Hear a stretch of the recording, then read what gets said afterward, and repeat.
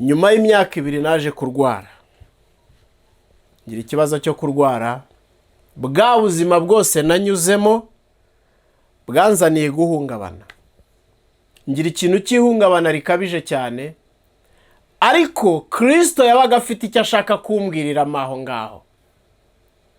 Reka nkubwire, ntugahangayikishwe n'umubiri. Umubiri wawuhawe n'Imana. Imana yawuguhaye ifite aho iwunyuza, ifite ibyo ishaka kucishamo iyo wayemereye ukayikorera. Ndarwara njya hasi, ntangira kwivuza, njya mu mavuriro akomeye, biranga. Umwaka urashira, 2, 3, ku mwaka wa 3 umugore ati wapi. Azinga utwe aragenda, aransiga, ajyana umwana n'undi uri mu nda, aragenda. Nsigara jyenyine, ndwara imyaka 4, ndwara imyaka 5, ndwara 6, ndwara 7. Nakize 2018. Hagati aho mu burwayi, ni wa muntu uri hasi wari umaze kubaka umuryango ariwe wakabaye ukuramira, umuryango urasenyuka.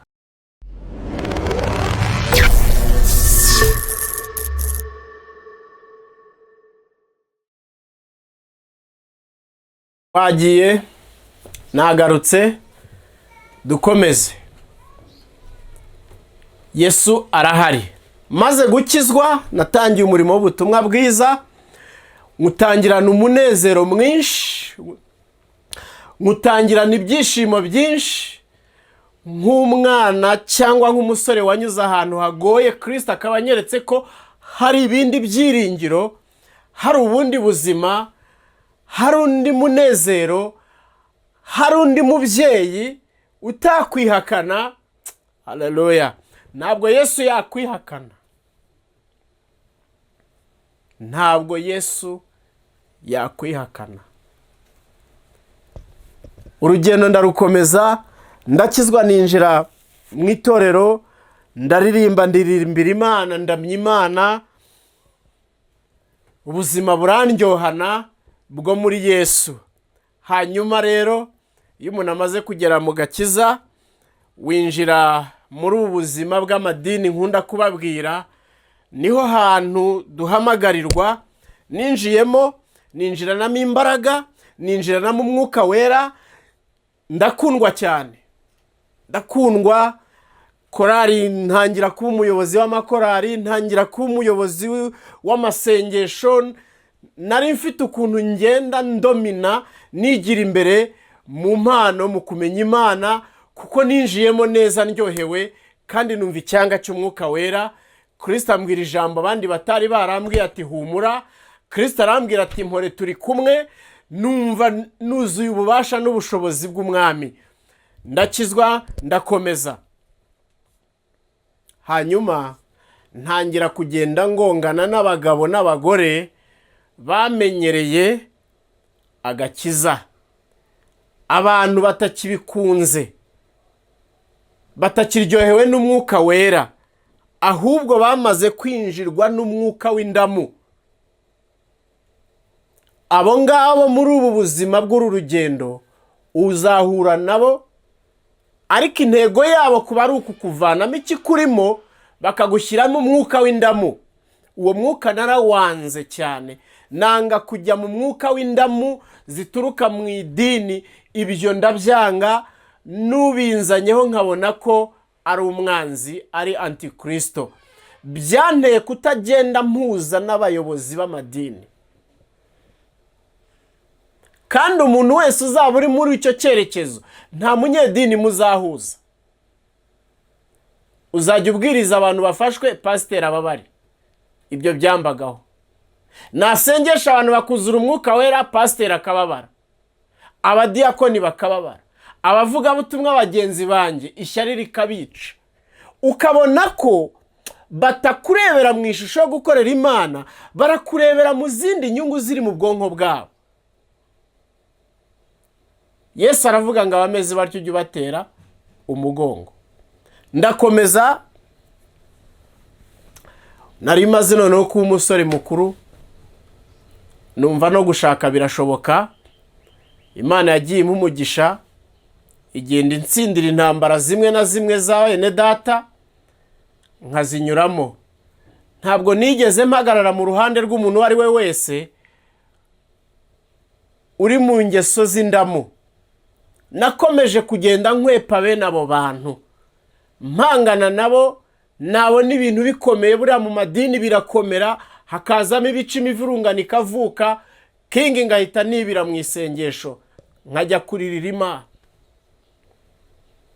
nkavuga Mana ko naruhutse, ko wantabaye, ko watumye mbaho, ibi byo ni ibiki? Ese ni uku nguku mu cyo twita itorero bimeze?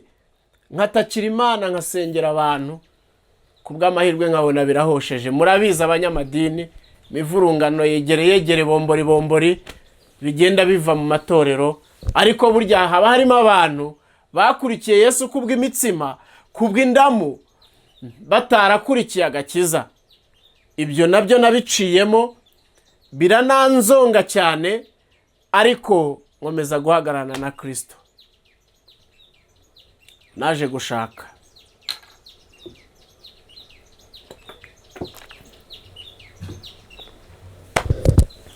muri uyu murimo dukora nta mafaranga barimo, keretse iyo wabaye umutekamutwe ukayashakaho. Abatekamutwe barayabona, kuko araguhanurira tugiye gupfa, ndabona urupfu rugufatiye inkota ku gakanu, mpereza 500 aho ngusengere. Akagenda akagusengera, ukayamuha akayahitana.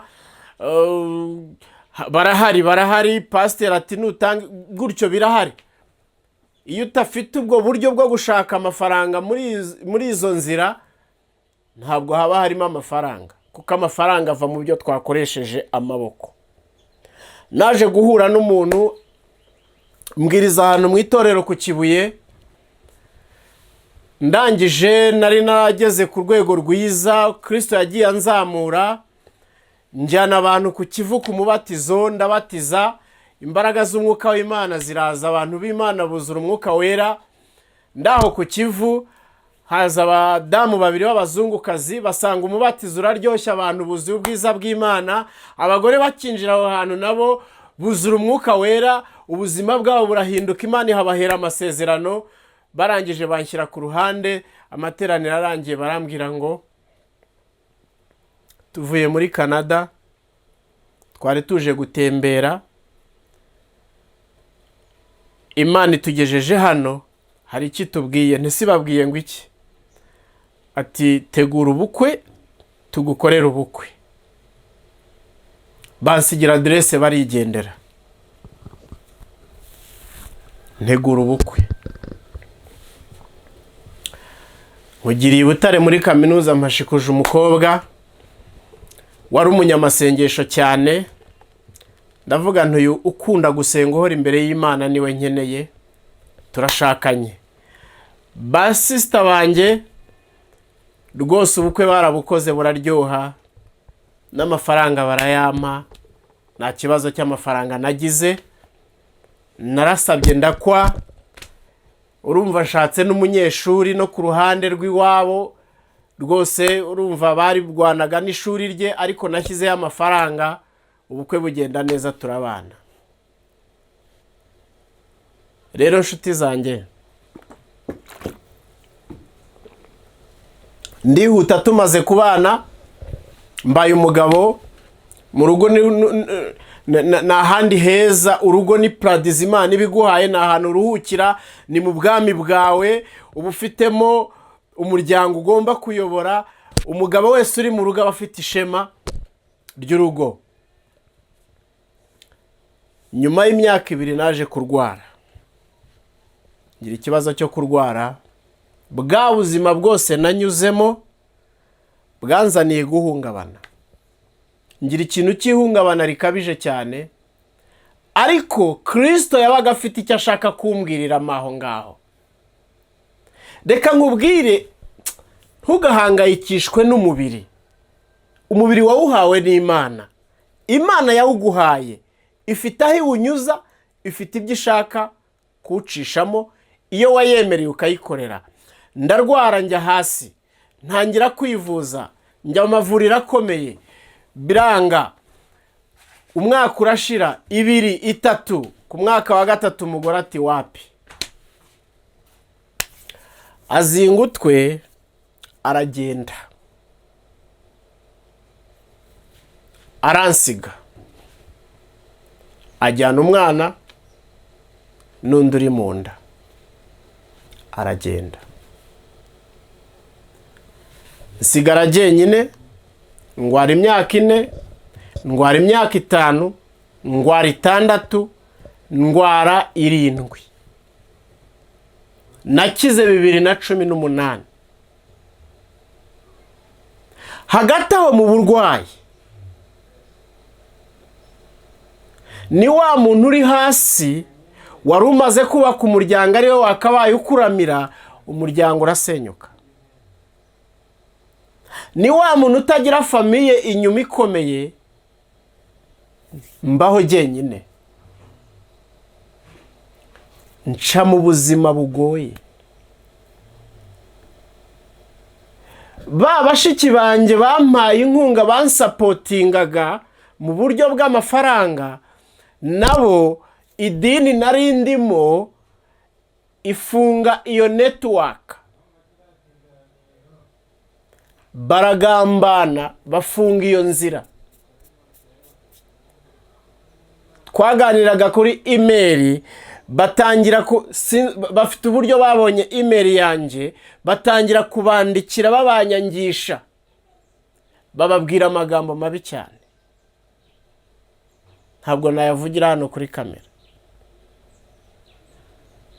Hanyuma bagera igihe baranyandikira, baransezera bati itorero ryawe ryaratwihanije kutongera kugufasha. Ndabwira nti murakoze. Baragenda, nsigarana na Kristo. Yesu mubana mu bihe byiza, abahari iyo enjoyinga nawe muba muri kumwe iyo wamwemereye, wamwizeye. Yesu mubana mu bihe biri hagati, bitari mu byishimo, bitarimo n'akabaro, biringaniye. Kristo muba muri kumwe.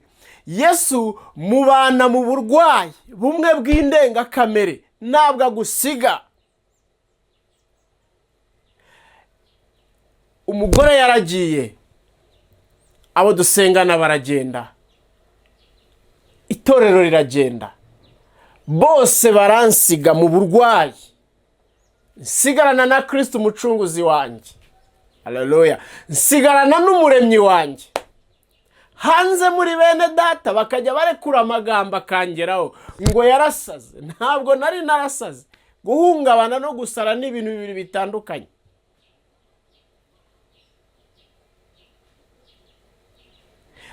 Abansuraga barabihagarika. Nsigara ndi mu buzima bwa jyenyine 7 years. Aho narindi kwishyura ntibyari bigishoboka, ndacumbika. Nacumbikiwe n'umuvandimwe umwe, tutumarana igihe gito, ariko atangira kunanirwa. Acumbikiye umuntu ukenera kurya ariko adakora, urwaye mu buzima bw'uyu mujyi, atangira gucika intege. Kandi ndi mu buzima budakeneye kubwirwa nabi, kuko iyo uhungabanye ntabwo uba ukeneye kubwira nabi, uba ukeneye gukomeza. Hanyuma umuvandimwe akajya yongera ihungabana, aho kugira ngo nkire wapi bikanga. Ariko nkomeza guhagararana na Kristo. Muri ubwo buzima nabaga ndimo, niho hantu haryoshye nahuriraga na Kristo. Niho hantu Kristo yansuraga tukaganira. Iyerekwa ry'aho hantu ryose ryazaga rimpumuriza. Naba narembye, imiti yanzikamitse merewe nabi, nkikanga ndimo ntaramana n'abamarayika turirimba. Ahantu hose nkasanga ndi mu bwiza bw'Imana. nagaruka mu mubiri ngasanga ndi jyenyine, nashyirwayo mu burwayi nkahura na Kristo. Yesu arahari, araturwanirira. Umunsi umwe umuntu ambwira ijambo ribi cyane, ndababara ndarira, mbwira Kristo ngo ni ukubera iki washimye ko nca muri uyu murongo w'ubu buzima?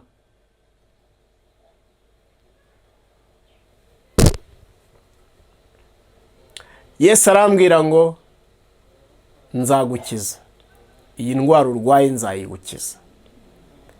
Arambwira ngo erega uko usuka urwara,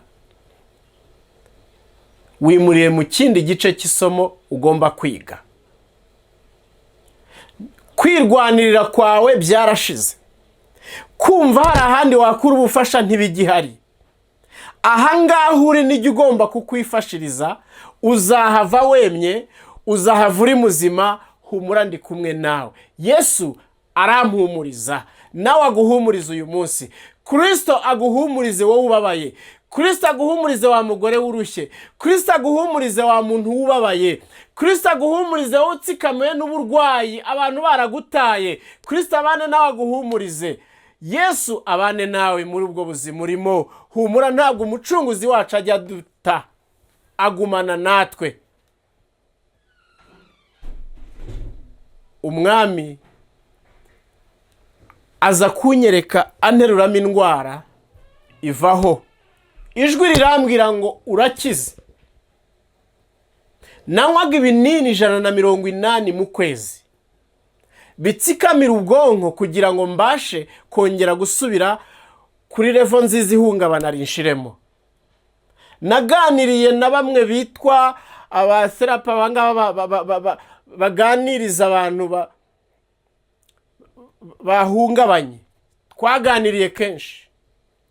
Ariko dore ikintu gisekeje, nta mwene so mu gakiza gusanga ngo aguhumurize, ahubwo hanze kwa muganga abaganga bakikorera umutwaro wo kuguhumuriza. Ariko bene so baragusiga. Bavandimwe banjye dusangiye kwizera Kristo, nimumenye ko umwami wacu atitaye kuri iyi mibiri, yitaye ku bugingo. Nawe nutita ku bugingo bwa bene so, ntabwo nawe azita ku bwawe. Nimuhumuriza abababaye, nimusanga abantu bihebye mu batabare. Niko gukorera Imana. Reba wa wundi ushonje umugaburire, reba wa wundi udafite yava niyajya umube hafi, umubwire ngo humura. Niyo mirimo izaduherekeza, imodoka nziza ntizizaduherekeza, amadini turimo ntazaduherekeza, imyambaro twambara ntizaduherekeza, konte ziremereye ntizizaduherekeza, iziriho amadolari n'iziriho amazahabu ntizizaduherekeza.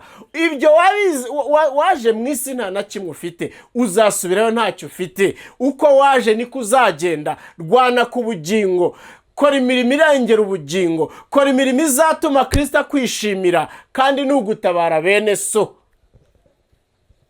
Najyaga nzanirwa ibyo kurya n'umukozi wo mu rugo rutari urwanjye.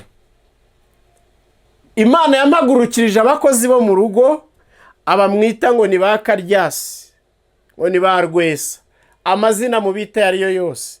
Imana yarabahagurukije aho narindi, kuko uwo twabanaga wari uncumbikiye yaranyinubaga, agateka akarya wenyine. Je nta kuburana nari mfite, nabaga mu binini bitanyemerera kugira ikintu icyo ari cyo cyose njyamo.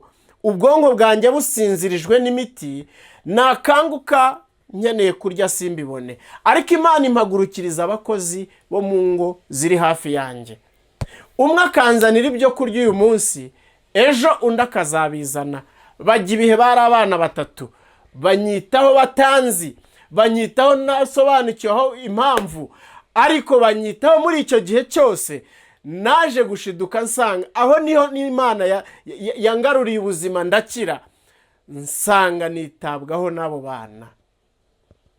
Yesu azaguhagurukiriza ingabo zidafite ibikabyo, azaguhagurukiriza abantu mu gihe gikwiriye, bakwiteho bagutabare, kuko uri kumwe nawe, ntabwo uzasonza.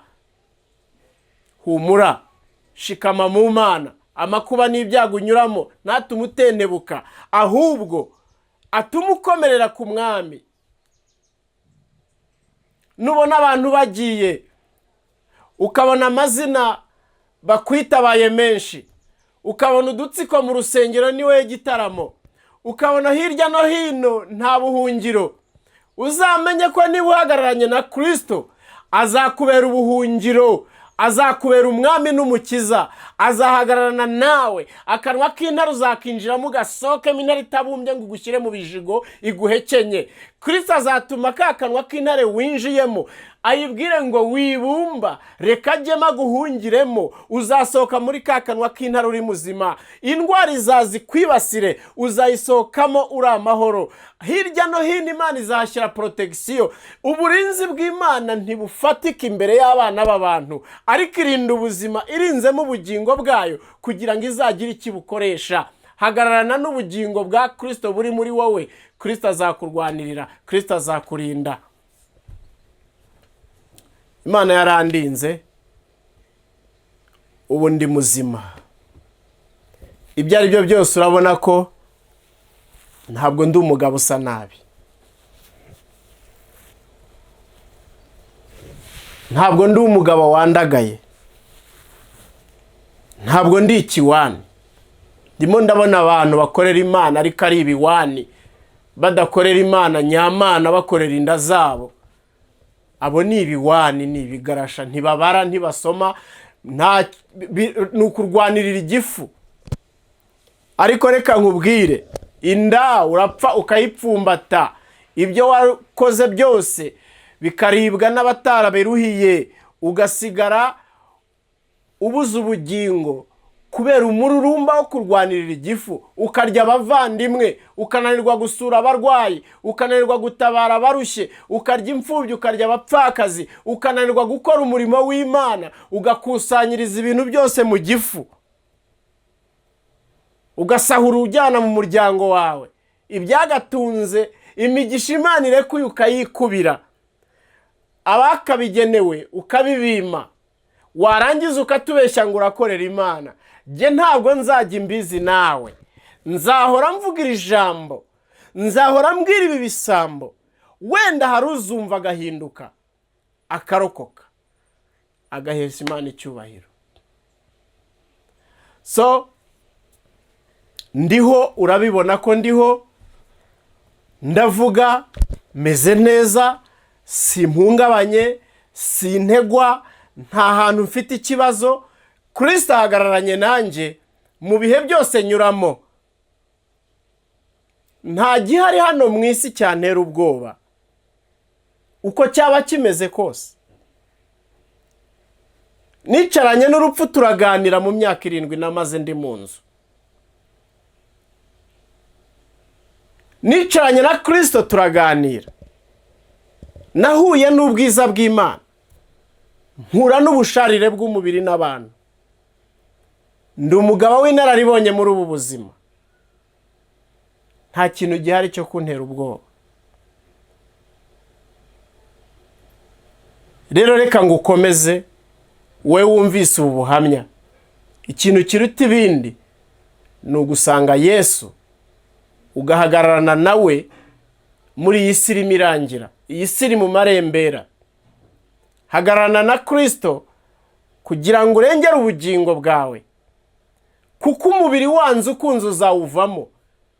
Ntabwo ari we wawihaye, wiguteza ikibazo cy'inda nini n'umururumba, utangire gutakaza viziyo Imana yaguhaye. Hagararana muri viziyo Imana yagushyizemo, Kristo azakurwanirira.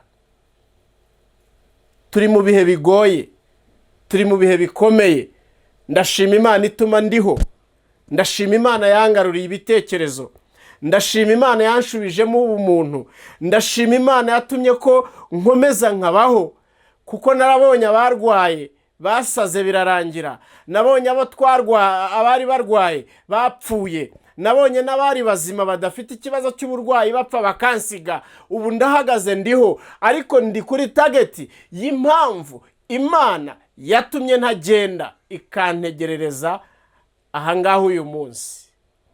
Yesu ni umwami, ni umukiza w'ubuzima n'ubugingo bwacu.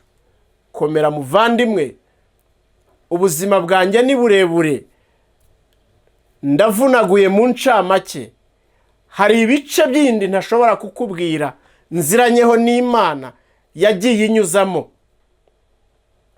Ntabwo ari ngombwa ko dutanga ubuzima bwacu bwose imbere ya kamera, oya. Hari ibyo tuzigama rigasigara ari ibanga ryacu n'Imana. Waba uri mu nzu wiherereye, uri musenga cyangwa utarasenga, ugakora mu mirya y'inanga iri mu mutima wawe imbere, ugahimbaza Kristo ukamubwira ngo nahariya narahavuye, nahariya narahavuye, muri uriya muriro waka nawo wumvanyemo, muri rwa rwobo runaka warunteruyemo. Ubuzima bwacu ni burebure, ariko nkuvunguriyeho ibikwiriye kugufasha. Komera, Kristo abane nawe, witakaza agakiza. Nta kintu gikomeye nk'agakiza. Amadolari ntiyagura agakiza, amayero ntiyagura agakiza, zahabu ntiyagura agakiza, diamond ntiyagura agakiza, ifeza ntizagura agakiza, bya binduzi bikomeye ntibyagura agakiza.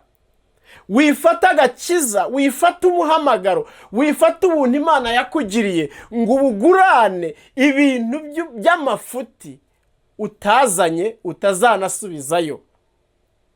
Wikwicara muri Range Rover ngo wumve kuri igitangaza, n'abagiye mu ndege barazisize baratambuka. Nta gitangaza kiri mu isi. Wireba udufaranga ngo tukoshye utakaza agakiza. Wikwicara muri shato, wikwicara muri etaje igeretse wenda 7 ngo wumve ko ibintu usuzugura Imana utakaza umuhamagaro w'agakiza. No. Agakiza tugahererwa ubuntu, ariko inyuma y'ubuntu tuba twahawe bw'agakiza nta kindi kiguzi wabona cyakugarurira agakiza iyo ugatakaje. Wikoshwa n'inda utakaza agakiza. Va mu moshya, va mu matiku, va mu ishyari, va mu bugambanyi, va mu tugambo two kuryoshya no gutwika. Uratwika ibiki kuzashiduka ari we witwitse? Utwo tuntu mujyamo twuduhenda abana, twuturyoha ryoshye, two gushukashuka isi, iyo mibare y'abasataniste murimo mubara, iyo ni fake imbere y'agakiza k'umwami. Niko gakomeye karahenze. Urukundo rw'Imana igukunda wirwangiza kubera umutsima, kubera amandazi, kubera icyubahiro cy'akanya gato. Muvandimwe, uzumva iyi video aho uzaba uri hose, ukumvira ijwi rya King, ndakwinginga cyane, ngwino muri Kristo Yesu, ngwino aruhura umutima wawe, ngwino aguha ubugingo. Umubiri urawufite ni nk'uw'abandi bose, uzapfa nk'uko abandi bapfa, wavutse nk'uko abandi bavuka. Urupfu ntabwo ari igikangisho, urupfu ntabwo ari ikintu cyo kuguhahamura, urupfu ni irembo, urupfu ni ibintu simple, wanze ukunze uzahura narwo. Iki ntabwo ari ikibazo, ariko ikibazo nyamukuru, vana ubugingo bwawe mu mwanda, buzanire Kristo, abutunganya butegure. Uzaba umugabo w'agaciro imbere y'Imana, uzaba umukobwa w'agaciro imbere y'Imana, uzaba umugore w'agaciro imbere y'Imana. Nyuma y'ubu buzima hari ubundi buzima. Ngwino wumva ijwi rya Kristo, ngwino wumva icyo Imana ivuga muri iyi minsi ya nyuma, ngwino wumva icyo Umwuka abwira amatorero. Va muri ibyo ngibyo urimo, ngwino wumva icyo Umwuka abwira amatorero. Turi mu minsi ya nyuma, ahantu wicara ugacanganyikirwa nta kigucanganyikishije, ahantu ureba isi ukabona irimo iragusiga, ahantu ukabakaba buri kintu cyose ukabona cyagucitse. Hari irari riri mu buzima bw'abantu ririmo ribabungabungamo, ariko iyo uhagaze wicaye muri Kristo uranyurwa, uvugana n'Imana. Yesu uko yarari na n'uyu munsi niko akiri. aracyari wa wundi Yesu wizeye cya gihe, ntabwo arahinduka, ntarakureka, ahubwo wowe mugumemo wimureka. Va mu kamenyero uze muri Yesu. Uyu mwami wankijije imyaka 7, iyo tuvuga ntabwo abantu bagiha agaciro ubuhamya ngo bumve uburemere. Fata imyaka 7 uyimara uri hasi, uri down, urwaye, utabasha kugira ikintu na kimwe cy'iterambere wakora. Amagambo yarashize ivuga. Imana ibishatse ako kanwira gafunga amagambo agashira ivuga, ikagukuraho buri kintu cyose, ugasigara ahagaze wenyine. Aho ngaho umuremyi arahagusanga, ukuburira amaso yawe ku Mana, Imana igatangira kuvugana nawe. Nshuti muvandimwe uri mu bitaro urwaye, Kristo yahaguhagurutse ukagenda ukaba muzima. Wowe uri ahantu mu nzu udafite uko ubigenza, Imana ifite uko ibigenza yagutabara. Nanjye yarantabaye. Abantu baragusiga, abavandimwe bakakuvaho.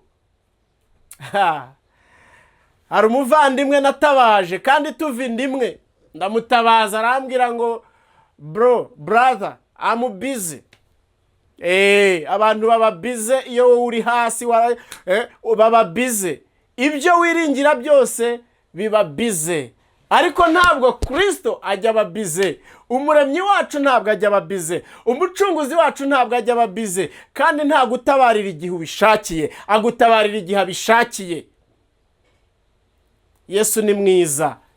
Iyi Mana twizeye ni Imana nyamana. Ni umuremyi wa buri kintu cyose ubona kiriho.